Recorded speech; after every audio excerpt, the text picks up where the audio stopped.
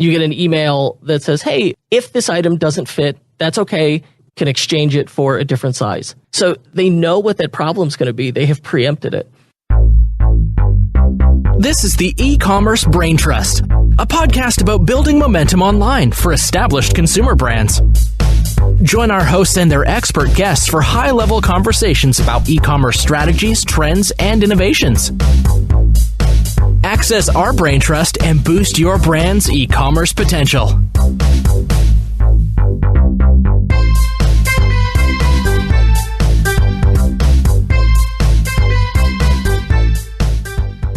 Welcome back to the Ecommerce Braintrust podcast. I'm one of your hosts here, Kiri Masters from Bobsled Marketing, and today we're talking about Shopify.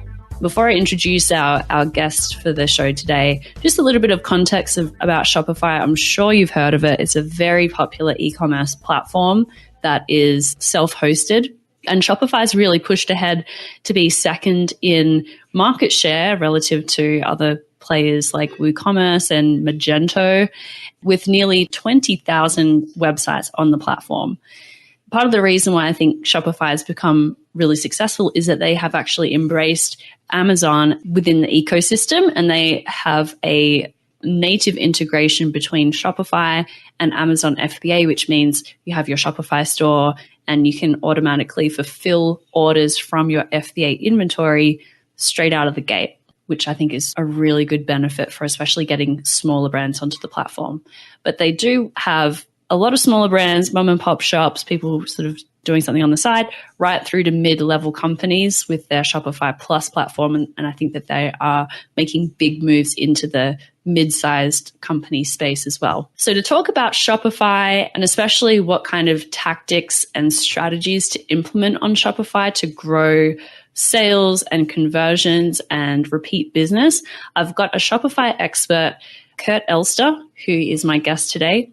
Just a quick background on Kurt. He's one of the most highly regarded independent Shopify consultants in the industry. He works with Shopify store owners exclusively, and he's the founder of e-commerce agency EtherCycle, the host of a great podcast that I've myself been a guest on, the Unofficial Shopify podcast. Also a great blog and weekly e-commerce hacks video series. Kurt's background is working with creative agencies and developing sites for companies like Verizon, the NFL, Hilton Hotels, and more. So welcome to the show, Kurt. Great to have you.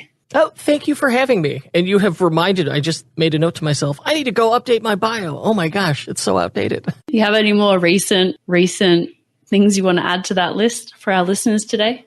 I would say the two things I'm best known for are hosting the Unofficial Shopify podcast, which by the time this episode publishes, will be at 900,000 downloads. Like, I can't get over that. Wow. Yeah. And it's just speaking to success. It's just about showing up and consistency. We just published an episode every Tuesday for 4 years straight, and it went from 200 listeners to 11,000 listeners, and that adds up. But now I tell you, that's great. My claim to fame that when people go, oh, what do you do? I say, oh, I'm an e-commerce consultant. And they stare blankly, and I say, well, I host a podcast that's about to hit 1 million downloads. And probably my most visible client is Jay Leno's Garage, and we built their store. So that's... Oh, cool. Yeah. So I got to update my bio to include that. There you go. And so do you agree with my, probably at this stage, assumption that Shopify is really pushing into working with larger companies? Absolutely. When they launched the enterprise version of their platform, Shopify Plus, that was absolutely what that was about. And they may be going further. So I'm speaking totally off the cuff, total rumor that there's like a black label VIP version of the software for huge brands, like your Kylie Jenners, that get like some kind of special treatment. Now that is entirely unofficial. I've only heard that as a rumor from non-Shopify employees. But when you see something like that, you assume, okay, yeah, they are expanding to include upmarket. And I just looked it up. They've got 600,000 active stores at present. Wow. Was the number quoted in a recent Fortune magazine article. Gotcha. Yeah. So I guess the main difference, besides integration with Amazon, which I think is great, is that Shopify is a self-hosted platform compared to the other big players in the space, Magento and WooCommerce, which require the store to be hosted elsewhere and a lot more. The upside of that is everything's sort of customizable, whereas Shopify is a little bit more locked down. But Shopify, just being a self-hosted platform, makes it really easy to get up and running. And that's especially helpful if you're a smaller company or if you're a larger company and you've got a new brand that you're launching or some ancillary kind of brand that you want to set up by itself as a store. Right. Yeah, you've got like Magento and WooCommerce. With Magento, you've got Community Edition where it's open source and you could get as fiddly and crazy with it as you want. But then the downside is you're in the IT business at that point. So there are pros and cons there versus Shopify it's a cloud-based solution. It's software as a service, but you're not messing with, you don't worry about the platform itself. You don't worry one flat monthly fee. Now I'm not thinking about uptime or hosting or security or updates or upgrade or any of that nonsense. At its worst, all I could do is mess up my themes or apps, right? Yeah. And then so I'm gaining that reliability and there's a bunch of stuff I don't have to work with. But then the downside is, all right, we don't have 100% total customized flexibility if I want to get super fiddly. Mm-hmm. Well, that's a great segue into our conversation today, which is since you don't have to worry about uptime and security and all those other things, you can turn your attention towards conversion rate optimization and customer long lifetime value and those kind of things that we want to be talking about today. So just as to get us into the conversation, what are the general trends that you've seen with Shopify and I guess e-commerce stores as a whole over the last year as it relates to optimization? The biggest giant trend that just keeps gaining momentum and I think is relevant to your audience is we keep seeing more and more manufacturers. So whether it's someone who we manufacture patio furniture and we sell those to other brands, big box stores, or a Chinese manufacturer or someone like Unilever, the trend is they're going direct to consumer. So just as tools like Shopify and Amazon and FBA have lowered the barrier to entry for your solo founder entrepreneur, well, it's done the same thing for big brands too. They've realized, well, hey, just because it's not enterprise doesn't mean we can't play in that space as well.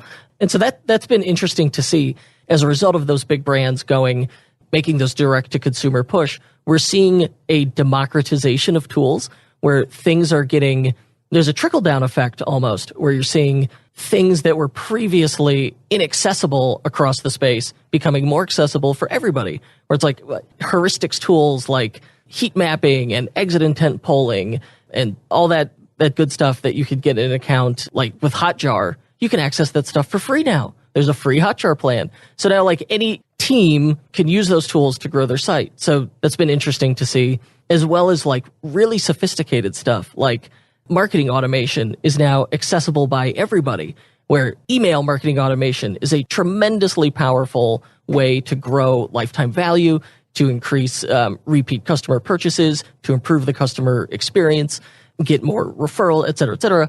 And tools like Klaviyo, email marketing software that attaches to Shopify, really makes that easy and accessible for everybody. And that one is great, where they're pricing you based on the size of the business. So anybody could be using that, which is so cool to see.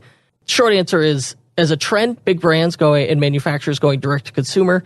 As a more immediate, obvious effect is tools, especially things around marketing automation, becoming accessible by everyone and getting really sophisticated and at the same time easier to use. And then long term, I think the really sophisticated brands, the ones that are going to get ahead quickly, are the ones that invest now in personalization. So sometime last year, I realized, oh my gosh, personalization, on-site personalization, where it's okay, you're using a CRM, probably an email CRM, and we're seeing all these email software providers become e-commerce CRMs because that's where the money is for them. They have all this data about the customer. Well, now, they're a new versus returning customer. They've made past purchases. This is what they've purchased. They're on your list or not. They're in this space in the funnel. You can now start changing elements on the website so that it is more relevant to them. And very few people are doing this. It's called personalization, and it is going to be a game changer for the brands that adopt it.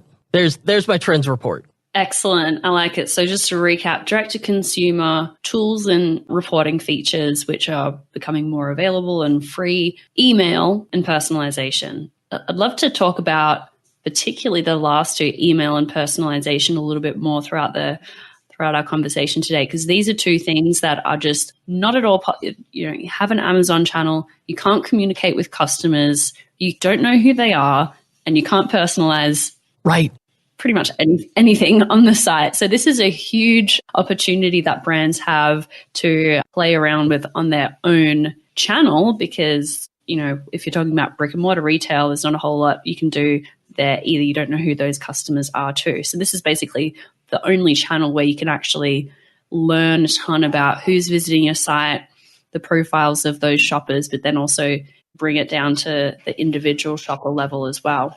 Right. From my side of things, we've helped plenty of Amazon sellers who say, hey, we're successful on Amazon. We've got this brand going and we want to turn it into a proper brand and also have our own website and sell on that site direct to consumer and just use fulfillment by Amazon because it plugs in so easily.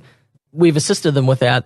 And every time there's two stores that happen, I go, well, why do you want to do it? What changed that you said, man, we got to start working on this brand building exercise and build a store? In addition to our already successful Amazon experience, they either say, well, we want to diversify income, having all of our income come through Amazon. Well, it's a single channel, so it's a single point of failure. There is inherent risk there. And then two, the second thing is with Amazon, and rightfully, you don't own the customer. Amazon owns the customer. So you don't have their email, you don't have a way to communicate with them, you don't have a way to really build that relationship. Not compared to how you could do it when you could just get their email, etc.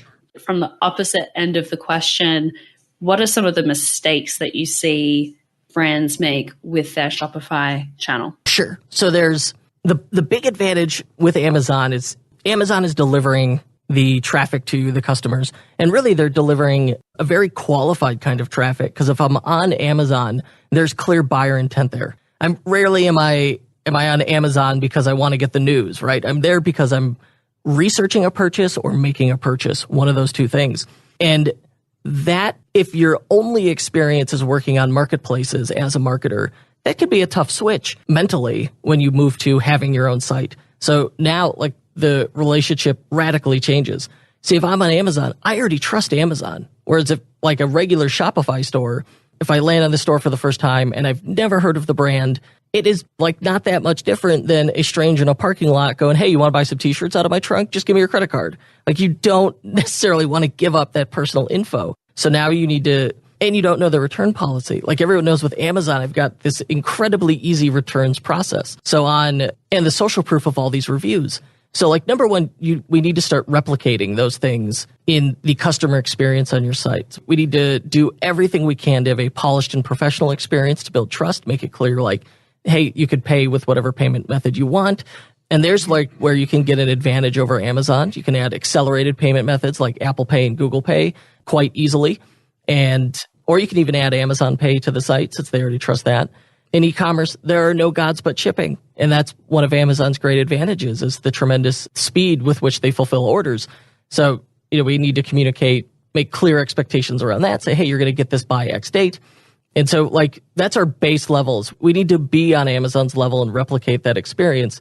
But then second, when I land on Amazon, there's a high chance I make a purchase versus with a store, the person will likely need to visit that store multiple times. You need to have multiple touch points. And that's such a different experience if you're not used to it. Yep. They land on the site and they just leave. So ideally we want to have a remarketing ad. And this is previously, on Amazon, you can't do this. Now suddenly you can use Google and Facebook to show remarketing ads to them in two different places. Let's say they make it as far as a product. You could show them remarketing ads with the specific product they viewed. And then you could try and keep them on the site and get their email address, where when they go to exit, we pop open a pop-up window that says, hey, get 15% off your purchase. Don't go, get 15% off your purchase into your email. And then now we've got them on an email list, so we could put them on a welcome series. There's so much more that goes into building the relationship before the sale that doesn't happen when you're only selling on a marketplace. Yeah, that makes total sense. And it could be a little bit disappointing looking at your Amazon channel conversion rate and then at your Shopify store conversion rate because of, like you said, you need to warm up that customer a little bit more, get them to trust you and remarket to them. That's a really great point. What's a typical conversion rate for an Amazon store listing? I know the range is huge, but like, give me a working example so we can compare. So I'm looking at a account that sells craft products, so in the hobbies category, and it depends heavily by the actual product, but we're looking at a conversion rate of, on the high side, about 7%. There's one which has a conversion rate of over 20%. If it's 20%, 1 in 5 people who, like, I don't know how they define conversion rate. So 1 in 5 people who view the product page purchase? It's defined as how many units were purchased relative to the number of people who viewed the products. Okay. So we could have a factor in here, which is for that product, maybe people are buying often 2 at a time. So, oh, that's unusual. Yeah, because it says unit percentage rather than, I guess, based on an order. Okay. So like a traditional e-commerce conversion rate would just be made a purchase, not like the number of purchases equals multiple goal conversions. Yeah. But let's say you've got, like, obviously on both platforms, conversion rate is probably going to be inversely related to price. Tell you right now, I've literally never seen a store with a 20% conversion rate. Yeah. And if they did get, over 10%, which is really quite unheard of, it's because it's super qualified traffic that came out of some incredibly well dialed in sales funnel. But now let's say you had an inexpensive item, say this is under $50. It was an easy purchase. The site's really, really good. The traffic is qualified to the site. We would expect an excellent conversion rate for that product. Absolute, like A+ banner day. This is the best we're ever getting. It's probably 5%. And if you told me it was like 2.5%, I'd say, wow, that's pretty good.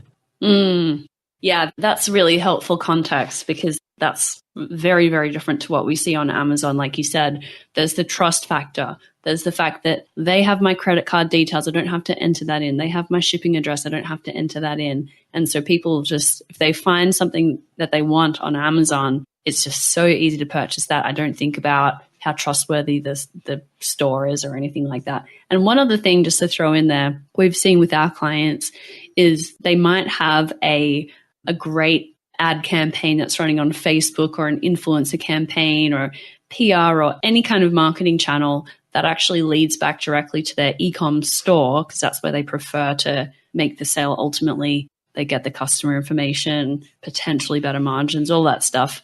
But we actually see their sales on Amazon go up because I see this product on Facebook, might go to check out the e-commerce store, but you know what?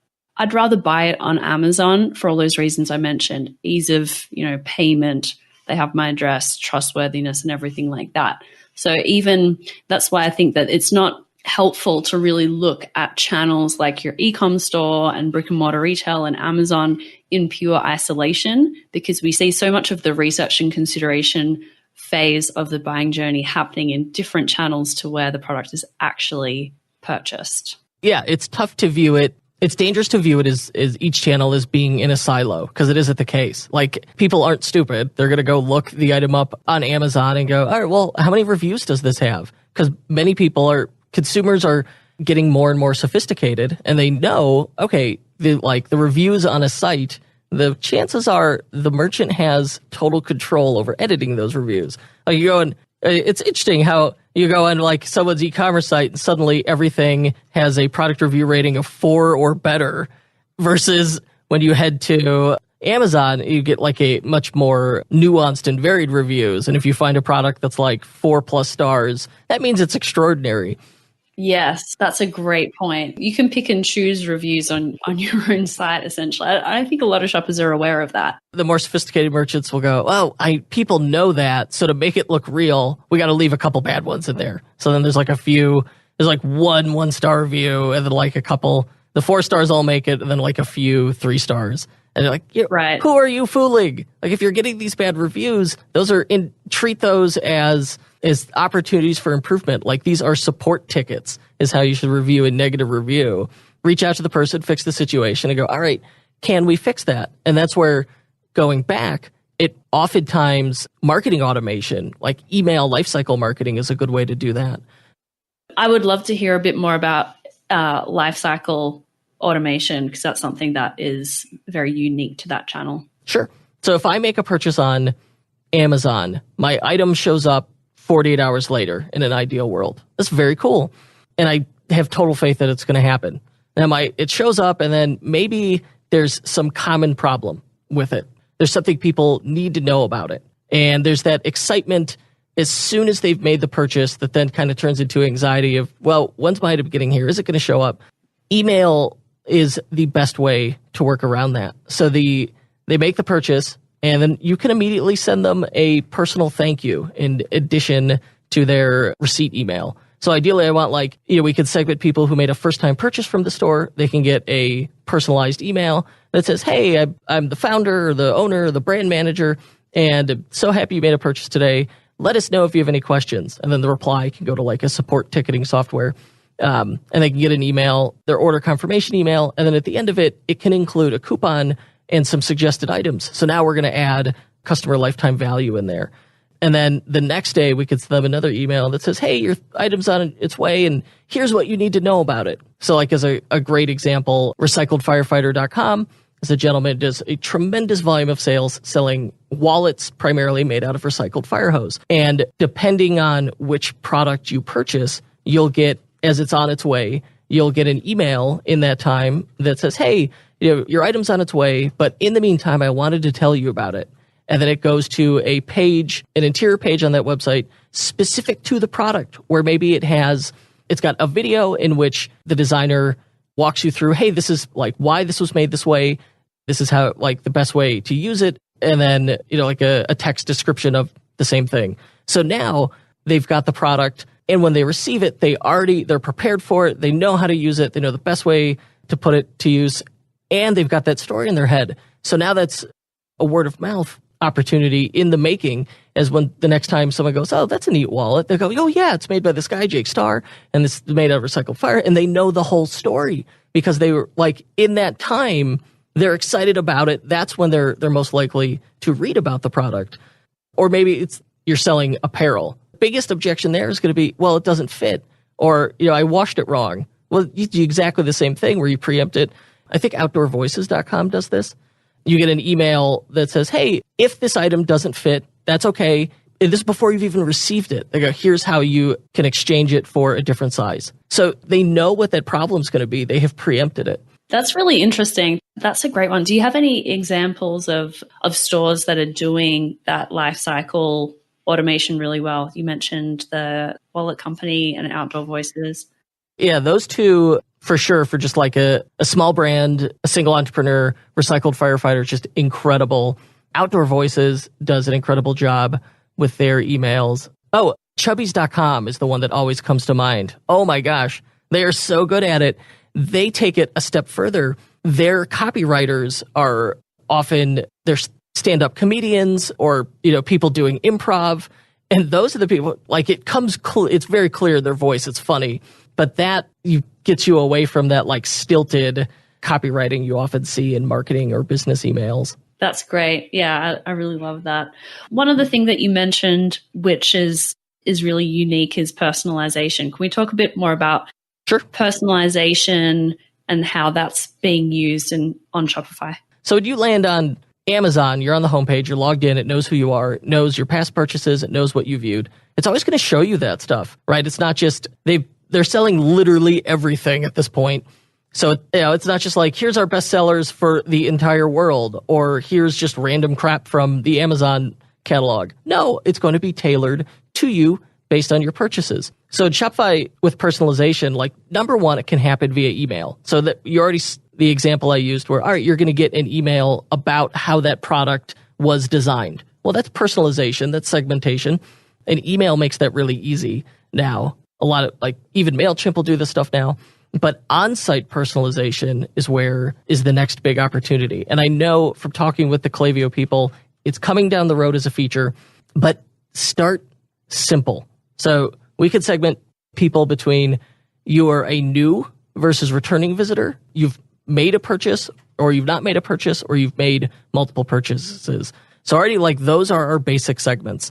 And maybe we want to do it by gender. So let's say I was looking at this incredibly successful site that, I forgot the name of it, unfortunately, only sells deodorant. And the call to action is shop men, shop women's. Well, if I choose shop men's, why should we not cookie that was the preference, that they chose shop men's? So then when I return to the site, okay, let's just switch it to, advertising that specific gendered product. So I would say there's this software called WriteMessage, and it integrates with your email software. So now we can know when someone's on the site based on their email address, whether or not they're on the list. And then, we could tag them based on what pages they visited. So we could kind of define, if they visited the men's pages, all right, let's tag them as interested in men's products. Then on the site, we could start hiding the stuff that's irrelevant to them. So I think that's number one, the magic of personalization. So just with conversion rate optimization on a landing page, you want to start stripping out things that are irrelevant. Like when you hit the Amazon checkout process, you notice the whole rest of the website goes away. There's no header, no footer, no site, just the checkout. All right, well, that's what personalization could give us. Once that person has raised their hand and performed an action in a way that tells us this is the thing they're interested in, well, all right, we don't need to change the site. We really just need to hide all the stuff that we think is now irrelevant to them to make it this much more streamlined experience. So I think that's the place to start with personalization. There's several ways to implement it. There's a few pieces of software that do it. But the one I like the most right now is Brennan Dunn's WriteMessage. Got it. That's a great tip. Thank you for that one.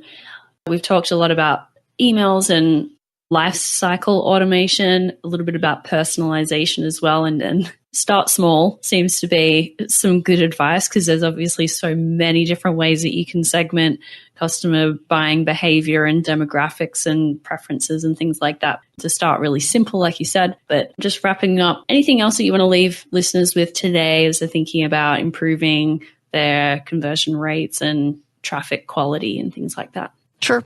So I think the time-tested, unchanging truth of the web, it's 90% typography. And so copywriting is always going to be your number one conversion rate optimization tactic. We could come up with the most fascinating, crazy pieces of software and widgets and toys to use, but nothing is going to be as powerful as copywriting. And that's one of the reasons I love working with Amazon sellers is because they always have those product descriptions are really elaborate and dialed in copywriting wise. They give a ton of info and they bust objections and they're more like sales letters. And then those same people, when they go sell on their own store, have the short description of a product. They go, well, customers don't read. What? No, use those same tactics to double down on copywriting. And now, since if you're selling on your own store, now you have access to the customers, to that email list. Do a customer survey and ask people hey, why did you buy? What kind of person would you recommend this to?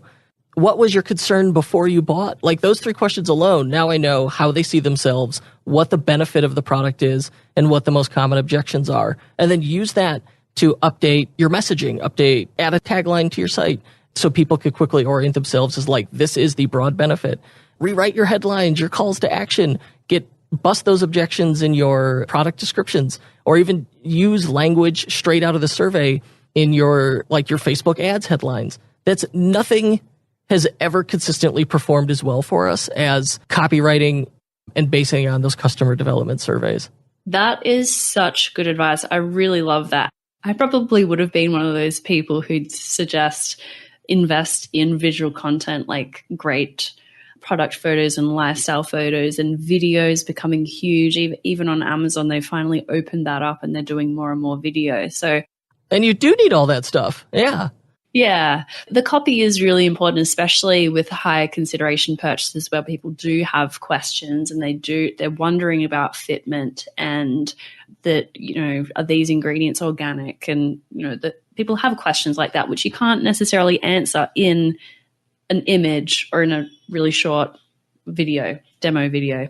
Great suggestion around using actual customer surveys to develop that content, because then you're really speaking to actual people at that point. Absolutely. Well, thank you, Kurt, for coming on the show and shedding a bit of light in this area. It's something that there's a lot of translation between e-commerce, direct-to-consumer channels and Amazon, but there are very unique things that you can do on an e-commerce channel that you can't do on Amazon. So if people want to check out your material, your podcast, your video series, your agency, where should they go? Easiest thing is to Google me. Go to kurtelster.com, sign up for my newsletter. And if you reply to any of my emails, and there's a lot of marketing automation that's happening there, but if you reply to any of my emails, it goes to my real inbox. I will happily answer any thoughtful question with a thoughtful answer. Or if you, probably the podcast is the thing I'm most proud of and is a great resource. Just look up Unofficial Shopify Podcast wherever you get your podcasts. Great. And we'll link up to those places in our show notes as well. Thanks again, Kurt. I'll catch you around the internet. Thank you.